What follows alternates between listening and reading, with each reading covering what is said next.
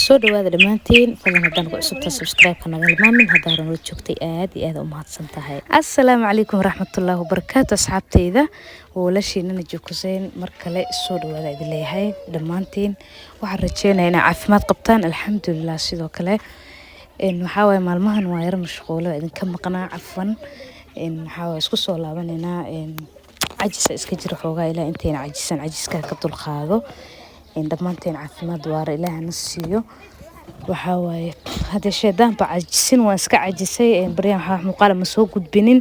yaa la ii qabanin waxaa waaye insha allah sideedii hore kusoo noqonaa muuqaaladeena si halkeena noogu sii soconaan doonaan marka waa idinkaas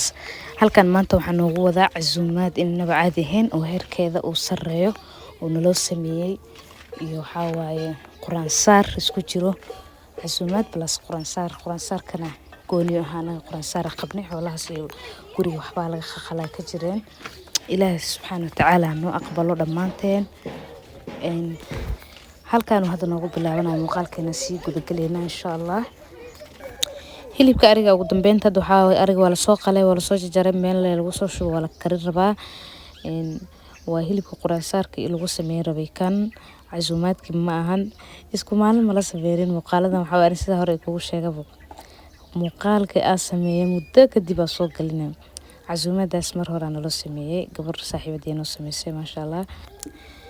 marka afta quraan saar haddana hilibkii noocaas loo kariyay hilibka noocan oo kale aad maxaa u taqaanaa hilibkan kumbisaa la dhahaa asagii lafihi wax dhan waa la isku karsadaa waa hilib aad iyo aad u macaan badan waxaa waaye lagama sheekeyn karo dhanka kale meeshaan casuumaadeeni maalintii waaye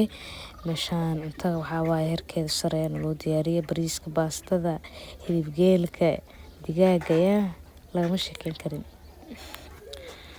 marka meeshaan waa la iska qadeeyay hadda waxaa waaye qadadii dadka maxaa la dhihi jiray isla socon wixii qadada ku gurayaa qadadeena qof walba meeshii saaxinkiisa loogu ridaa waa iska qadeynayna kadib waa iska baashaaleyna marka waxaa waaye maasha allah caana geelka halkaas waxaa ku diyaarsan iyo jooskii la cabi lahaa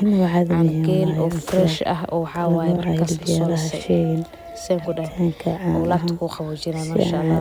caafimaad leh laga sheekeyn karo ilaahay nimcadii barwaaqada waxaa waaye haysan wadankeena ilaahay